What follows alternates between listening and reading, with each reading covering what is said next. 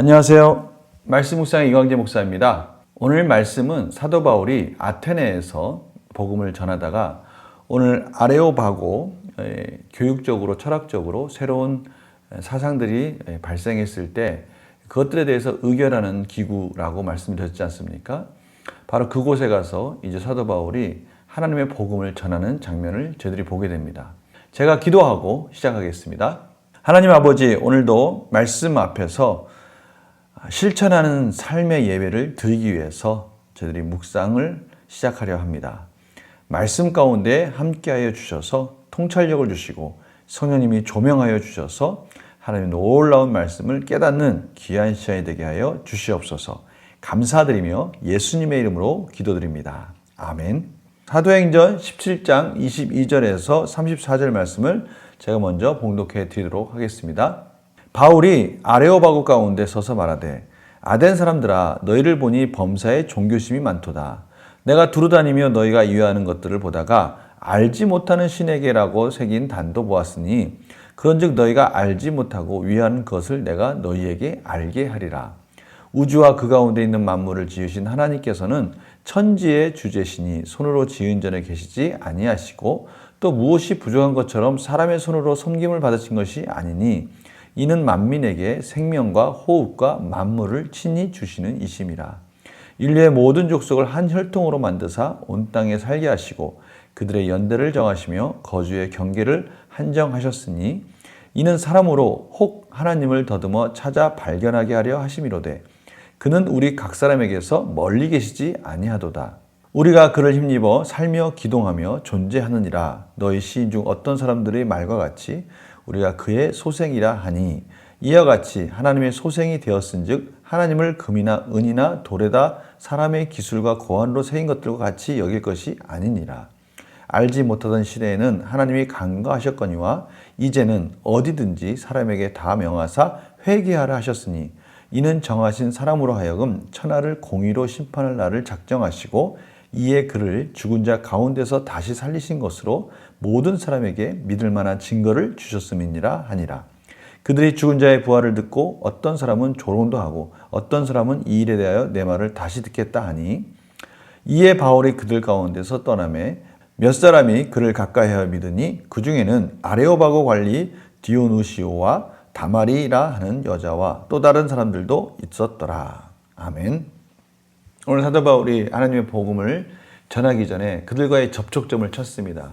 첫 번째 접촉점은 종교심이 참 많구나. 너희들이 참 종교심이 많구나. 이 말은 그들이 하나님을 경외한다. 경외하는 자들이다라는 뜻이 아니라요.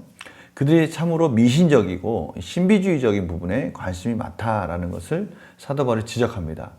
그러한 관심 속에서 심지어 알지 못하는 신이라는 그러한 단도 발견하게 되는 것이죠. 실제적으로 로마 유적에 가보면 이 아테네 유적에 가보면 그런 단을 몇 군데서 발견했다라는 그러한 증언도 듣습니다. 실제적으로 있었던 것이죠. 이 말이 어떻게 나온지는 알지 못하지만 분명히 그러한 말들을 통해서 이들이 미신적이고 심지어 어떠한 신에게 드리지 못해서 당할 여러 가지 재앙에 대한 두려움도 가지고 있었다는 것을 저희들이 알 수 있습니다. 이에 대해서 사도 바울은 그 너희들이 알지 못하는 신에 대해서 너희들이 제단을 만들고 거기서 예배를 드리고 있었는데 그러한 알지 못하는 신에게까지 예배를 드릴 수밖에 없는 그런 인간의 이러한 모습들, 인간의 이런 종교심들, 이러한 것들의 시작이 어떻게 되었는지를 내가 너희들에게 알려주겠다. 그렇게 말을 하는 것이죠. 그러면서 그 접촉점을 찾아서 24절에 그 가운데 있는 만물을 지으신 하나님께서는 천지의 주제시니 손으로 지은 전에 계시지 아니하시고 이 부분에 대해서 그들도 동의하는 부분입니다. 신에 대해서 그들이 인격적 신에 대한 감각은 없었지만 그들이 가지고 있었던 이신론적인 신, 질서, 우주 만물의 질서와 또 그들이 알지 못하는 힘에 대한 그러한 것에 대해서 그들이 알고 있었기 때문에 그러한 것들이 어느 한 신전 안에 가두어져 있지 않다라는 것은 그들이 알고 있었겠죠. 마찬가지로 지금 사도 바울은 그 부분에 대해서 말하고 있는 것입니다.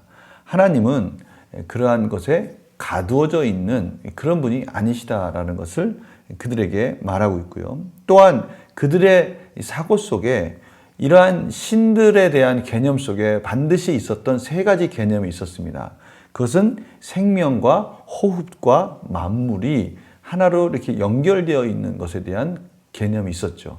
오늘 보십시오. 25절에 무엇이 부정한 것처럼 사람의 손으로 섬김을 받으시는 것이 아니니 이는 만민에게 생명과 호흡과 만물을 친히 주시는 이심이라. 그들이 가지고 있었던 그런 여러 가지 다신론 중에 또 여러 가지 신론 중에 이 세 가지 부분에 대해서 그들은 개념을 가지고 있었고요. 이 세 가지가 만물을 구성하는 중요한 요소라는 것들을 그들은 알고 있었습니다. 사도 바울은 바로 그 부분을 가지고 그들에게 설명하는 것입니다. 27절에 보면요. 이는 사람으로 혹 하나님을 더듬어 찾아 발견하게 하려 하심이로되 그는 우리 각 사람에게 멀리 계시지 아니하도다. 바로 이 부분은 또 스토아 철학자들이 주장하는 그 이신론적 관점에서 충분히 이해될 수 있는 관점입니다. 신들이 멀리 있는 것이 아니라 우리 주변 만물 가운데 우리도 충분히 이해할 수 있는 부분으로 와 계시다라는 것이죠. 물론 스토아 철학자들은 이것이 영적인 부분의 이해가 아니라요, 지식적인 부분에 있어서의 이해를 가지고 있었습니다. 인격적인 하나님에 대한 이해가 아니라요, 그들이 깨닫고 이해할 수 있는 지식적인 범위 내에서 하나님을 그들의 신론을 가지고 있었지만 그럼에도 불구하고 이 부분에 있어서 동일한 겁니다. 충분히 하나님을 찾을 만한 것들이 너에게 주어졌다라는 이 부분에 대해서도 그들과의 충분한 접촉점이 있을 수 있었습니다. 또 28절에 보면요. 너희 시인 중에 어떤 사람들과 말과 같이 그를 힘입어 살며 기동하며 존재하느니라. 하나님을 의지하지 않을 수밖에 없는 그러한 존재로 우리들이 지어졌다라고 너희들도 어떤 시인이 고백하지 않았느냐라고 하면서 당시 그 아테네에 있었던 그런 여러 가지 지식적인 부분들 또 문학적인 부분들 이런 부분들을 사도 바울은 다 하나하나씩 짜 맞히면서 그들이 이해할 수 있는 하나님에 대한 관점들을 그들에게 만들어가고 있다는 것을 저희들이 알 수가 있습니다. 그러면서 결국 이 모든 초점을 하나님께로 맞춰가면서 그 하나님이 원하시는 것이 뭐냐 이제 그 부분으로 이제 맞춰가는 것이죠. 그 하나님이 원하시는 것은 회개하고 하나님께로 돌아오는 것이다. 바로 그건 거예요. 30절에 보면 알지 못하던 시대에는 하나님이 간과하셨거니와 이제는 어디든지 사람에게 다 명하사 회개하라 하셨다라는 것입니다. 이 부분으로 맞춰지는 거예요. 너희들이 알지 못하는 신에게도 제사를 드리고 예배를 드리고 또 여러 가지 방법으로 가까이에서 하나님을 발견할 수 있는 여러 가지 과정 속에서 너희들이 이제까지는 왔었지만 이제는 예수 그리스도로 말미암아 하나님이 어떤 분이시고 무엇을 원하시는지를 분명히 밝혔으니 너희들은 회개하고 그 예수 그리스도를 영접하고 부활하신 예수 그리스도를 영접하고 그 복음 안에서 구원을 얻어야 된다라는 부분을 강력하게 말씀하시는 그 선포하는 초점으로 맞춰지고 있다는 것을 저희들이 보게 됩니다. 이러한 사상들의 어려움 속에서도 사도 바울은 하나님의 복음, 예수 그리스도의 부활을 전파함으로 인해서 그들이 회심하기를 원하고 있었던 것이죠. 이러한 놀라운 이 사도 바울의 노력이 드디어 결실을 맺습니다. 바로 이 아레오바고의 관리 디오누시오와 다마리라 하는 여인이 이 하나님의 복음을 듣고 회심을 하고 또 많은 사람들도 회심을 하는 역사들이 일어나기 시작하는 것입니다. 참 상상하면은 상상할수록 이것이 어떻게 가능할까? 그들의 어떤 그런 사상적인 체계와 철학 속에 어떻게 이 복음이 역사할 수 있었을까? 하나님의 은혜죠. 하나님께서 사도 바울이 그렇게 애쓰고 노력하는 그 하나님의 복음을 전하고자 하는 열정 속에 그곳에서도 조금이나마 또 열매를 맺을 수 있는 길로 하나님이 인도해 주신 것입니다. 바로 이 부분이 또 우리에게 귀한 의미가 있다고 할 수 있을 것입니다. 하나님이 이 부분을 말씀하기 원하시는 것이죠. 문제를 풀면서 또 한번 보겠습니다. 바울은 아덴 사람들을 어떻게 표현합니까? 종교심이 많다. 미신적이고 신비적인 부분이 참 많구나 라고 그들에게 그들의 지금의 상태를 설명해 주고 있습니다. 바울이 알지 못하는 신을 믿는 아덴 사람들에게 전한 내용은 무엇입니까? 바로 그 알지 못하는 신에게까지 절하는 너희들의 그러한 종교심, 그런 것들의 시작이 어떻게 이루어진 것인지를 이제 하나하나 설명해 가기 시작합니다. 바울이 알지 못한 신이라는 표현을 사용해 복음을 전하는 이유는 무엇입니까? 그들이 이해하는 관점으로 눈높이를 맞추는 것이죠. 이거 말고도 제가 앞에서 설명했듯이 많은 부분에 있어서 그들의 신론에 대해서, 그들이 말하는 철학에 대해서, 문학에 대해서 눈높이를 맞추면서 그들이 이해할 수 있는 관점으로 몰고 가면서 하나님의 복음을 전하는 그런 과정들을 저희들이 보게 됩니다. 느낀 점 뭘까요? 아덴의 철학과 문학에 대한 이해를 바탕으로 열정적으로 복음을 전하는 바울을 보면 무엇을 느낍니까? 저는 이 부분에 있어서 우리 성도님들이 좀 개방되고 오픈된 마인드를 가졌으면 좋겠어요. 세상 사람들은 우리가 생각하는 것과 다른 언어를 씁니다. 저희들이 교회 안에서 쓰는 언어들과 다른 언어들을 쓰죠. 또 저희들이 생각하는 것과 너무나 다른 세상 속에 살고 있습니다. 그래서 저희들은 때로는 그 세상 사람들의 문화와 세상 사람들의 용어와 또 세상 사람들이 알고 있는 여러 가지 것들에 대해서 좀 관심을 갖고 그들과 의사소통을 하려는 그런 오픈된 마인드가 필요하다는 것이죠. 오늘 이 부분을 또 사도 바울이 저들에게 가르쳐 주는 것 같습니다. 하나님이 이 부분을 저들에게 말씀하시는 것 같아요. 그래서 저도 그 부분을 좀 많이 이해하려고 노력을 합니다. 그런데요, 참 은혜가 필요해요. 우리는 너무 기독교적 문화 속에 너무 익숙하다 보니까 우리도 모르게 그런 용어들이나 그러한 분위기들이 흘러나오는 것 같아요. 세상 사람들이 우리를 보고 좀 이렇게 거리를 두는 것 같은 느낌이 들 때가 있어요. 저는 오늘 말씀을 통해서 깨닫는 것은 하나님께서는 세상 속에 우리가 속해 있구나라는 것을 깨닫기 원하고요. 그럼에도 불구하고 그들과 구별되어짐에도 불구하고 그들과 늘 같이 있으면서 복음을 전하는 자라는 것을 잊지 않는 이런 균형이 있는 시각을 원하신다라는 것이죠. 사도 바울은 그런 것들을 개의치 않고요. 가감하게 그곳에 가서 그곳 사람들과 그곳 사람들의 눈높이를 맞춰서 복음을 전하는데 최선을 다했다는 것이죠. 우리도 이러한 노력이 필요하다라는 것입니다. 우리가 하나님 말씀 가운데 복음을 전하되 이러한 지혜를 구하는 것이 중요하다는 것이죠. 중요한 것은 바로 이러한 최선을 다하는 노력 속에 반드시 하나님께서 지혜를 주시고 열매를 주신다는 것입니다. 우리가 그쪽으로 오픈 마인드를 할 때 하나님이 저희들을 통해서 또 그 축복의 통로로 사용하신다는 것이죠. 이것이 오늘 말씀 중에 너무나 중요한 의미가 있다고 할 수 있을 것입니다. 결단과 적용 볼까요? 전도 대상자에 대한 이해가 부족하거나 충분히 준비하지 못해 복음 전파에 실패한 경험이 있다면 언제입니까? 충분한 준비. 이것이 중요한 것 같아요. 이게 참 중요한 단어인 것 같아요.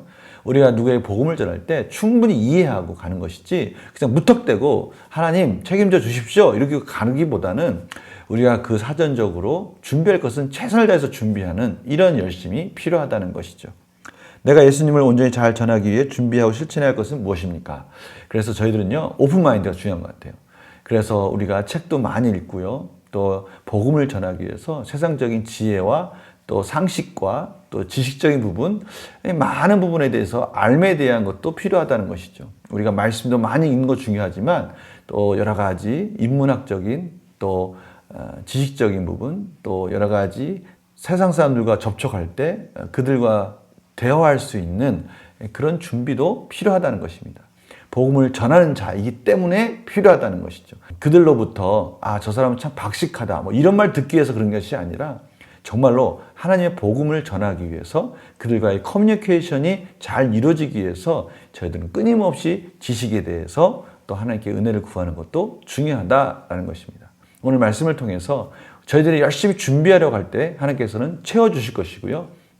하나님께서 사도 바울을 준비시켜 주셨듯이 저희들을 준비시켜 주셔서 하나님의 복음을 전하는 축복의 통로로서 열매를 맺는 데까지 인도해 줄 줄 믿습니다. 제가 기도하겠습니다.